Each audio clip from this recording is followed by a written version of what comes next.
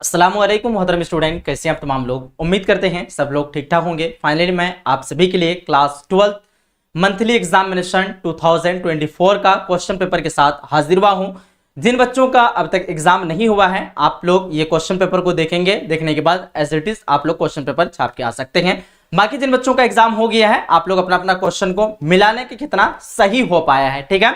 बहरहाल हम लोग आज की क्लास को कर रहे हैं स्टार्ट करने से पहले मैं आप लोगों को एक बात की इत्तला कर देता हूं कि आपको अगर जिन बच्चों को पता नहीं है तो उन सभी को पता होनी चाहिए कि हमारे इस चैनल पे क्लास 12 की उर्दू की बिल्कुल बेहतरीन से अच्छे ढंग से तैयारी कराई जाती है। आप सबके डेमो के लिए मैं आपको एक चैप्टर 1 प्रोवाइड करा चुका हूं यूट्यूब पे ही। आप लोग जाकर के मेरा चैनल को अच्छे ढंग से आप लोग विजिट कीजिए ताकि आपको पता चल सके कि किस तरह की पढ़ाई होती है इस चैनल पे। बहरहाल जिन बच्चों को उर्दू की कंप्लीट तैयारी बेहतर तरीके से करनी हो तो आप लोग आज ही मेरे नंबर पे राब्ता कीजिए 9508214760। इस नंबर पे आप लोग राब्ता करके कंप्लीट नोट्स पीडीएफ और कोर्स को प्रोवाइड कर सकते, कोर्स को परचेज कर सकते हैं। आप लोग में से जितने स्टूडेंट अगर नंबर को नोट नहीं किया है, स्क्रीनशॉट ले लीजिए फटाफट से, ठीक है। बहरहाल हम लोग जो आज की क्लास को स्टार्ट करने जा रहे हैं, इसमें पूरा फुल सॉल्यूशन ऑब्जेक्टिव सब्जेक्टिव पूरा कंप्लीटली सॉल्यूशन करेंगे और यहां से आपको काफी हेल्प मिल जाएगी ताकि आप लोग सारा क्वेश्चन देखेंगे, फिर यही बिल्कुल सेम टू सेम आपको क्वेश्चन पेपर एग्जाम में देखने के लिए मिलेगा। क्लास 12 मंथली एग्जामिनेशन में 2024, ठीक है। कक्षा 12 यहाँ पे हिंदी में दिया हुआ है। बाकी बहरहाल आप लोग तो जानते ही हैं, ये आईएससी यानी आईएससी, आईकॉम और आईए यानी साइंस, कॉमर्स और आर्ट्स, ये तीनों स्ट्रीम के लिए एक ही उर्दू रहता है। आप सबको पता होनी चाहिए। टोटल पता ही है, घंटा 30 ये जो है ना 1 घंटा 30 मिनट का टाइम रहता है। सब तो आप लोग एग्जाम दे चुके हैं तो ये सब चीज तो पता ही है। आइए देखते हैं, टोटल हम लोग का ऑब्जेक्टिव क्वेश्चन 30 रहेगा। 30 में से सेक्शन ए हम लोगों का है ये, ठीक है। सेक्शन ए है, टोटल हम लोगों का क्वेश्चन रहेगा कितना 30 में से आपको किसी 25 का ही सवाल बनाना होता है मंथली एग्जाम में, ठीक है। तो देखेंगे सारे सवालात को हम लोग सॉल्व करेंगे। आइए सबसे पहले आपके पास सवाल नंबर 1 है, ध्यान से देखेंगे सारे स्टूडेंट।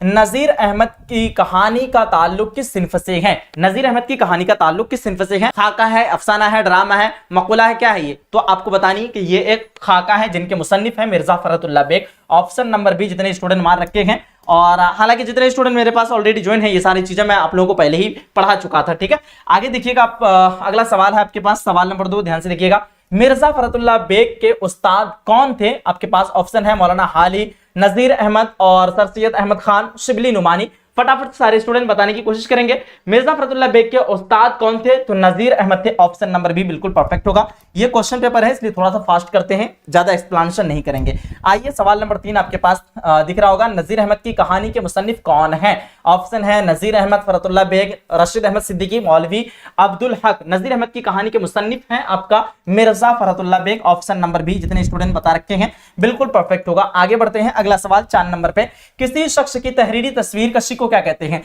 किसी शख्स की तहरीरी तस्वीर कशी को आपको हम बताए थे, किसी शख्स की तहरीरी तस्वीर कशी को खाका कहते हैं। इसी को तो खाका कहते हैं, जो कि सबसे पहला खाका निगार मिर्जा फरहतुल्लाह बेग है, खाका निगारी कहते हैं। ऑप्शन नंबर बी बिल्कुल परफेक्ट हो जाएगा। किसी शख्स की तहरीरी तस्वीर कशी को क्या कहते हैं हम लोग? खाका निगारी कहते हैं। 5 नंबर सवाल आपके पास, ध्यान से देखिएगा। इनमें से कौन सी तख्लीक अफसाना नहीं है? यानी यहाँ पे अफसाना नहीं है, वो आपको चूज करना है। नजीर अहमद की कहानी, प्रॉमिस, इब्राहिम सुक्का, टॉबा टेक्सिंग, ये तीनों के तीनों अफसाने हैं, ठीक है। हम लोग बता चुके हैं, पढ़ा भी चुके हैं। और नजीर अहमद की कहानी ये एक खाका है, ठीक है। ये क्या है? खाका है। आगे बढ़ते हैं, सवाल नंबर 6, ध्यान से देखिएगा। मदरसा में फरहतुल्लाह बेग के साथ कौन पढ़ते थे? मिस्टर गजाली और मियां दानी, मिस्टर मुबीन, उसके बाद मियां शानी। तो सही आंसर की अगर बात करें क्या हो जाएगा आपका? मियां दानी पढ़ते थे। मदरसा में फरहतुल्लाह बेग के साथ जो पढ़ते थे ना, वो आपका मियां दानी पढ़ते थे। ऑप्शन नंबर बी जितने स्टूडेंट बता रखे हैं बिल्कुल परफेक्ट हो जाएगा। अगला सवाल 7 नंबर पे, ध्यान से देखिएगा। फरहतुल्लाह बेग शेर खानी में किस तरह की गलतियां करते थे? तो ये जो है ना एराब की गलतियां करते थे, यानी जबर जेर पेश को पढ़ने में ये गलतियां करते थे, उसी को जबर जेर पेश को एराब कहते हैं। आगे बढ़ते हैं हम लोग, अगला सवाल आता है सवाल नंबर 8 आपके पास, ध्यान से देखिएगा। फरहतुल्लाह बेग कहां पैदा हुए? दिल्ली, हैदराबाद, इलाहाबाद, सहारनपुर। तो 1885 ईस्वी में 1885 ईस्वी में फरहतुल्लाह बेग की पैदाइश होती है दिल्ली में, ठीक है। हम लोग पढ़ा चुके हैं चैप्टर नंबर 1 में। अगला सवाल आता है आपके पास, सवाल नंबर 9, रॉकफेलर कौन है? ये चैप्टर नंबर 2 से आपका क्वेश्चन पूछा गया है। चैप्टर नंबर 2 में है कि रॉकफेलर कौन था। तो रॉकफेलर जो है ना, ये एक अमेरिका का ताजिर था। ताजिर किसको कहते हैं? बिजनेसमैन को कहते हैं। तिजारत करने वाले उसी को क्या कहते हैं? ताजिर कहते हैं। और ताजिर हम लोग इसको बिजनेसमैन, व्यापारी को क्या कहते हैं? ताजिर कहते हैं। रॉकफेलर जो है ना, ये केरोसिन तेल का व्यापारी करता था इंडिया में। ठीक है, आगे बढ़िएगा। आगे है आपका सवाल नंबर 10, मजमून किस तरह का अदब है? अफसानवी अदब, गैर अफसानवी अदब, शेरी अदब और बच्चों का अदब। तो ध्यान रखिएगा, मजमून जो है ना, ये एक गैर अफसानवी अदब है। इसमें किस्सा कहानी नहीं पढ़ाई जाती है। मजमून में किसी खास मौजू पर जो तहरीर की जाती है उसी को हम लोग अदब की इस्तिलाह में मजमून कहते हैं। ठीक है, आगे बढ़ते हैं। अगला सवाल आता है आपके पास, क्वेश्चन नंबर 11, ध्यान से देखिएगा। सवाल नंबर 11 है, मसूर फितरत उर्दू के किस नस्र निगार के बारे में इस्तेमाल किया जाता है? तो मसूर फितरत जो है ना, ख्वाजा हसन नज़ामी के बारे में इस्तेमाल किया जाता है। सवाल नंबर 1 बिल्कुल, ऑप्शन नंबर ए बिल्कुल परफेक्ट हो जाएगा। आगे बढ़ते हैं। सवाल नंबर 12 आपके पास, रॉकफेलर का ताल्लुक किस मुल्क से था? अभी हम आपको बताएं कि रॉकफेलर का ताल्लुक अमेरिका से था। ये कंट्री अमेरिका, इसी से इसका जो है ना ताल्लुक था। किसका? तो रॉकफेलर का। ध्यान रखिएगा आप लोग। अगला सवाल की तरफ बढ़ते हैं। सवाल नंबर 13 आपके पास, ख्वाजा हसन नज़ामी ने किस रिसाले की बुनियाद डाली? तो ख्वाजा हसन नज़ामी नज़ामुल मशाइख की बुनियाद डाली है। ऑप्शन नंबर बी बिल्कुल परफेक्ट होगा। ठीक है, आगे बढ़ते हैं। अगला सवाल आपके पास, सवाल नंबर 14, जिस बड़े भाई ने ख्वाजा हसन नज़ामी की कफालत की, यानी पालने पोसने की जिम्मेदारी उठाई, उनका नाम क्या था? तो उनका नाम था Syed Hasan Ali Shah. Option number C बिल्कुल परफेक्ट होगा। आगे बढ़ते हैं। सवाल नंबर 16 है, मिट्टी का तेल क्या है? तो मिट्टी का तेल जो है ना, ये एक मजमून है, चैप्टर नंबर 2 में है। मिट्टी का तेल के मुसन्निफ राइटर हैं ख्वाजा हसन नज़ामी। ठीक है, आगे बढ़ते हैं। अगला सवाल आपके पास 16 नंबर पे, अली सरदार जाफरी को ज्ञानपीठ अवार्ड कब मिला था? तो अली सरदार जाफरी को ज्ञानपीठ अवार्ड 1997 ईस्वी में मिला था। ऑप्शन नंबर सी बिल्कुल परफेक्ट हो जाएगा। आगे बढ़ते हैं। सवाल नंबर 17 आपके पास, ध्यान से देखिएगा। इनमें से कौन तरक्की पसंद अदीब है? ठीक है, अली, यहां देखिएगा, शाद अजीमाबादी, अली सरदार जाफरी, डिप्टी नजीर अहमद और ख्वाजा हसन नज़ामी। तो अली सरदार जाफरी ये जो है ना, तरक्की पसंद तहरीक के तरक्की पसंद अदीब थे। ठीक है, अदीब का मतलब ये होता है, अदब की जमा है अदीब, ध्यान रखिएगा आप लोग। ठीक है, तो इनमें से कौन सी तरक्की पसंद अदीब थे? तो ये आपका अली सरदार जाफरी बिल्कुल परफेक्ट होगा। सवाल नंबर 19 आता है आपके पास, ध्यान से देखिएगा। अली सरदार जाफरी ने अपने अदबी जिंदगी का आगाज किस सिन्फ से किया है? तो अगर आप लोग पढ़े होंगे हिस्सा नज्म में चैप्टर नंबर 1, तो आपको पता होगा ये जो है ना, अफसाना निगारी से सबसे पहले अपनी अदबी जिंदगी का आगाज किया है। उसके बाद ये फिर नज्म निगारी में आए थे। तो कुछ बच्चे ऑप्शन नंबर सी मार के आए हैं, हालांकि गलत है। ऑप्शन नंबर ए वाले जितने स्टूडेंट हैं उन लोगों का परफेक्ट होगा। आगे बढ़ते हैं। 20 नंबर सवाल आपके पास, ध्यान से देखिएगा। इनमें से कौन सी नज्म अली सरदार जाफरी का है? गुफ्तगू, बरके कलीसा, इंडिया गेट और हम नौजवान हैं। ठीक है, तो ये नज्म गुफ्तगू और मेरा सफर, ये दोनों नज्म, इस दोनों नज्म के मुसन्निफ राइटर होते हैं अली सरदार जाफरी, सब लोगों को पता है। अगला सवाल 21 नंबर पे, ध्यान से देखिएगा। तरक्की पसंद तहरीक के इब्तदाई मुअम्मारों में किस शायर को तस्लीम किया गया है? तो तरक्की पसंद तहरीक के इब्तदाई मुअम्मारों में अली सरदार जाफरी को क्या किया गया है? तो इसको जो है ना, इब्तदाई मुअम्मारों में इसको शुमार किया गया है, तस्लीम किया गया है, पेश किया गया है। अगला सवाल 22 नंबर पे, ध्यान से देखिएगा। अली सरदार जाफरी कहां पैदा हुए? बलरामपुर उत्तर प्रदेश, रामपुर उत्तर प्रदेश और गोरखपुर, उसके बाद इलाहाबाद। तो अली सरदार जाफरी कहां पैदा हुए हैं? बलरामपुर उत्तर प्रदेश में इनकी पैदाइश होती है। ठीक है, ध्यान रखिएगा आप लोग। अगला सवाल 23 नंबर पे, ध्यान से देखिएगा।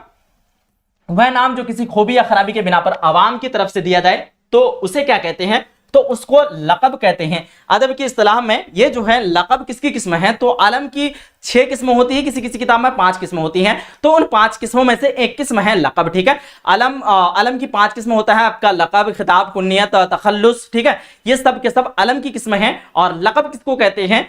जो कोई इंसान अच्छा काम करता है, उस काम करने के अवज पर जो अवाम की जानिब से, आम की जमा होती है, अवाम यानी जो आम लोग होते हैं, उनके जानिब से जो नाम दिया जाता है, जो नाम पड़ता है, वैसे नाम को लक़ब कहते हैं अदब की इस्तिलाह में, उर्दू कवायद में। ठीक है, ये चीज आप लोग ध्यान रखिएगा। अगला सवाल आपके पास 24 नंबर पे पढ़िएगा। मिर्जा असदुल्ला खां गालिब में गालिब क्या है? तो गालिब जो है ना, ये तखल्लुस किया करते थे और आलम की किस्मों में से एक किस्म तखल्लुस भी है। ये चीज आप लोग ध्यान रखिएगा। मिर्जा असदुल्ला खां गालिब ये तखल्लुस किया करते थे। आगे बढ़ते हैं। 25 नंबर सवाल आपके पास। फिक्र की जमा क्या होगी? तो फिक्र की जमा होती है अफकार। कहां पे है? अफकार यहाँ पे है, ठीक है। ऑप्शन नंबर सी बिल्कुल परफेक्ट होगा। आगे बढ़ते हैं भाई 26, स्कूल क्या है, तो स्कूल जो है ना ये इसमें ज़र्फ हो जाएगा। इसमें ज़र्फ इसलिए होगा जिससे किसी जगह का इल्म हो या फिर वक्त का पता चले, वो इसमें ज़र्फ के अंतर्गत आता है, ठीक है। तो स्कूल ये एक जगह है, इससे मुराद क्या है, एक जगह है, ठीक है। इसलिए ये आपका इसमें ज़र्फ होगा, ना ही सिफत होगा, ना ही इसमें आला, ना ही हासिल मस्दर, ठीक है। तो आपका ऑप्शन नंबर ए बिल्कुल परफेक्ट है। आगे बढ़ते हैं 27 नंबर क्वेश्चन, ध्यान से देखिएगा। खूबसूरत लड़की मैं, खूबसूरत क्या है, तो ध्यान रखिएगा, एक होता है सिफत, एक होता है मौसूफ। अब सिफत को कैसे पहचानेंगे, मौसूफ को कैसे पहचानेंगे। मान लीजिए हम लोग बोलेंगे ये कलम लाल है, इसके अंदर लाल पाया गया, इसका लालपन जो है ना ये सिफत है उसका, और कलम मौसूफ है। हमेशा ध्यान रखिएगा जिसके अंदर जो गुण पाया जाएगा वो गुण उसका सिफत यानी एडजेक्टिव विशेषण हो जाएगा, और वो क्या हो जाएगा भाई, वो मौसूफ हो जाएगा। जैसे एग्जांपल के तौर पर हम लोग यहां देख रहे हैं खूबसूरत लड़की, लड़की के बारे में बताया जा रहा है कि खूबसूरत है, तो लड़की यहां पे मौसूफ है और खूबसूरत आपका सिफत है। ऑप्शन नंबर सी पे कौन कौन गए हैं, बिल्कुल आप लोगों का परफेक्ट हो जाएगा। आगे बढ़ते हैं भाई 28 नंबर क्वेश्चन, नसीब की जिद क्या होगी, तो नसीब का मतलब होता है नीचाई, ठीक है, कम कमाई, और फराज का मतलब होता है, क्या होता है, फराज का मतलब ऊंचाई या फिर ज्यादा कमाई, ठीक है। तो ऑप्शन नंबर सी यानी ऑपोजिट पूछ रहा है, अजदाद पूछ रहा है, उल्टा पूछ रहा है, ठीक है। तो आप लोगों ने बता रखा। अगला सवाल 29 नंबर पे, वह एक खुशहाल शख्स है, इस जुमला में साबिका क्या है। हम लोग अगर देखते हैं तो लफ्ज मुरक्कब खुशहाल में पाया गया है। एक लफ्ज है खुश, एक लफ्ज है हाल, दो लफ्ज मिलकर के एक लफ्ज बना है जिसका नाम पड़ा है खुशहाल यानी अच्छी जिंदगी, आप लोग कह सकते हैं। तो ध्यान रखिएगा जहां पे शुरू वाला वर्ड आकर के मीनिंग को तब्दीली करे, हाल के शुरू में खुश लगा है तो खुश हो जाएगा आपका साबिका, अगर लास्ट में तब्दीली करता है मीनिंग को तो उसको लाहिका कहते हैं। ध्यान ये रखना है, ट्रिक ये है कि सीन से होता है शुरू, सीन से होता है साबिका, तो आप लोग याद रखिएगा शुरू वाला लफ्ज वो हमेशा साबिका होता है, ठीक है। तो साबिका आपका क्या हो जाएगा, खुश। ऑप्शन नंबर बी बिल्कुल परफेक्ट होगा। 30 नंबर सवाल आपके पास, दरअसल में से इसमें मुसग्गर कौन है, बाजार, पहाड़ी, पहाड़ और बाग। तो ध्यान रखिएगा इसमें मुसग्गर होता है, एक इसमें मुकब्बर होता है। इसमें मुकब्बर जिससे किसी बड़ा चीज का पहचान हो, बड़ा चीज पता चले, इसमें मुसग्गर जिससे छोटापन जाहिर हो। यहाँ पे अगर आप लोग देखते हैं बाजार, पहाड़ और बाग सब के सब बड़ा है, बाग से बागीचा होता है और पहाड़ से पहाड़ी होता है, तो ये जो है ना पहाड़ी, ये छोटा को कहते हैं पहाड़ी। ऑप्शन नंबर बी पे कितने बच्चे गए हैं, बिल्कुल आप लोगों का परफेक्ट हो जाएगा। तो हम लोगों ने टोटल 30 ऑब्जेक्टिव को पढ़ लिया है।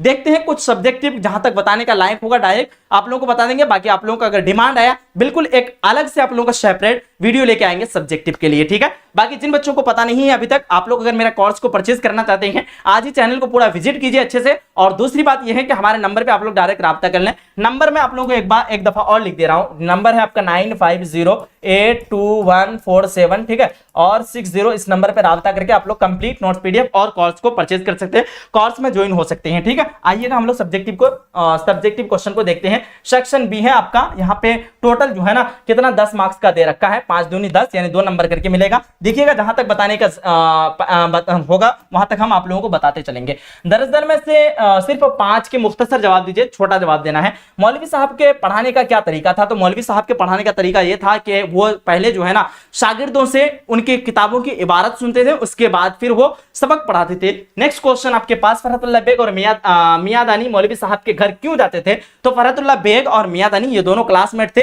मौलवी साहब के यहाँ पढ़ने के लिए जाया करते थे।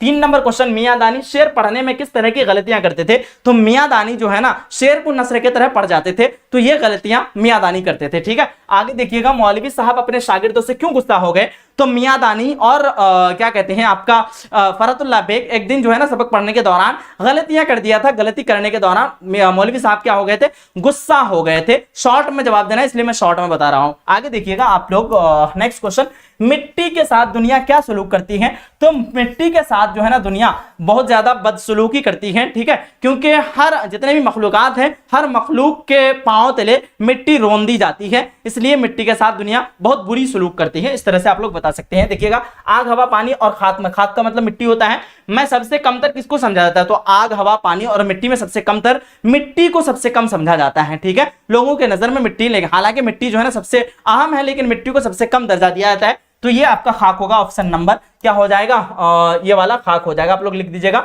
आग, हवा, पानी और खाक में सबसे कमतर खाक को समझा जाता है, इस तरह से आप लोग लिख दीजिएगा, ठीक है। आगे देखिएगा रॉकफेलर कौन था और दौलतमंद कैसे बना? हम लोग आपको बताएं कि ये जो है ना रॉकफेलर, ये अमेरिका का एक ताजिर था। ताजिर का मतलब बिजनेसमैन, व्यापारी था, ठीक है। तो कहेंगे आप लोग कि रॉकफेलर अमेरिका का ये एक ताजिर था और ये मिट्टी के तेल की तिजारत करता था, ठीक है, यानी किरासिन तेल का तिजारत करता था। तो आप लोग मानेंगे रॉकफेलर अमेरिका का एक व्यापारी था यानी ताजिर था। ये मिट्टी के तेल का तिजारत करके, बिजनेस करके दौलतमंद बना। आगे देखिएगा, नज्म गुफ्तगू को शायर ने किसके नाम से मंसूब किया है?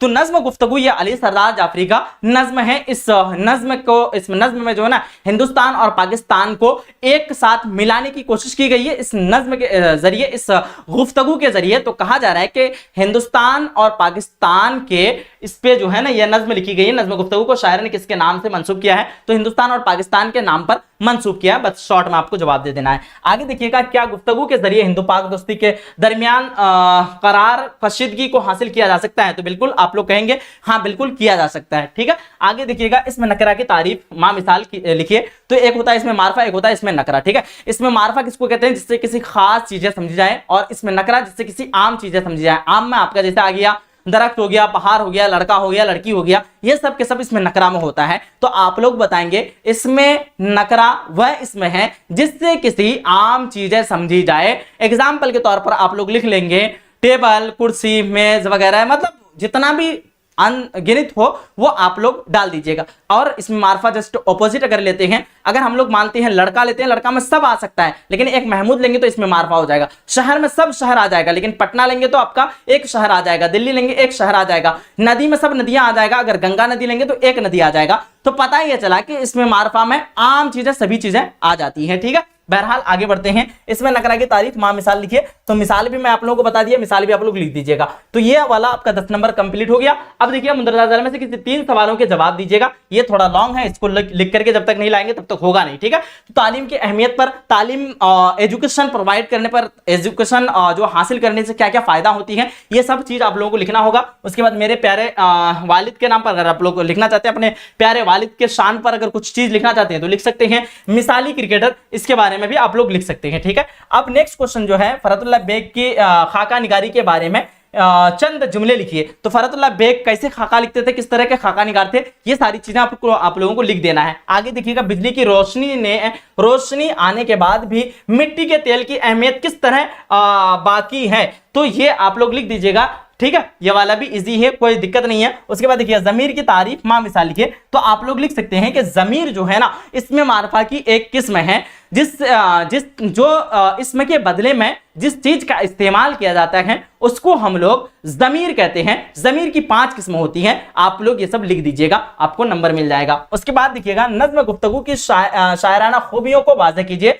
तो आप लोग कह सकते हैं नज्म गुफ्तगू के जरिए शायर जो है ना हिंदुस्तान और पाकिस्तान को मिलाने की कोशिश कर रही हैं। वो ये कह रहे हैं कि जब तक अगर एक दूसरे को दुश्मन के नाम पर पत्थर फेंकते रहेंगे तो कभी भी दोस्ती नहीं हो पाएगी। तो ये कहना चाह रहे हैं कि एक बार हम लोग गुफ्तगू के जरिए जो है ना क्या कर लेंगे, आपस में दोनों देश क्या करते हैं, दोस्त फिर बना लेंगे, ठीक है। ये चीज कहना चाहता है, ये पैगाम देना चाहता है। बहरहाल लगभग जहां तक हो सका मैं आप लोगों को यहीं पे ही डायरेक्ट क्वेश्चन और जवाब दे दिया। अगर आप लोग चाहते हैं इसको लिख करके लेके आएंगे सब्जेक्टिव का क्वेश्चन, तो बिल्कुल आप लोगों के लिए भी कर सकता हूं। कमेंट सेक्शन में जरूर बताएंगे। इस वीडियो को जितना ज्यादा हो सके शेयर कीजिए तमाम स्टूडेंट के पास। और दोबारा मैं बता दूं आप लोगों को, इस चैनल पे क्लास 12 की उर्दू की पूरी कंप्लीट तैयारी कराई जाती है। जिन बच्चों को इस बारे में पता नहीं है, आप लोग आज ही इस चैनल को ज्वाइन कीजिए, फॉलो कीजिए और चैनल को सब्सक्राइब कर नोटिफिकेशन को ऑन कर लीजिए, ताकि आपकी बोर्ड एग्जाम की तैयारी और बेहतर तरीके से हो पाए। मिलते हैं एक अगली सेशन में, अगली क्लास में। तब तक के लिए खुदा हाफिज, अल्लाह हाफिज। एक बार आप लोग फीडबैक अपने हिसाब से जरूर दीजिएगा कि आज की क्लास करके आप लोगों को कैसा लगा, ठीक है। जय हिंद एंड जय भारत।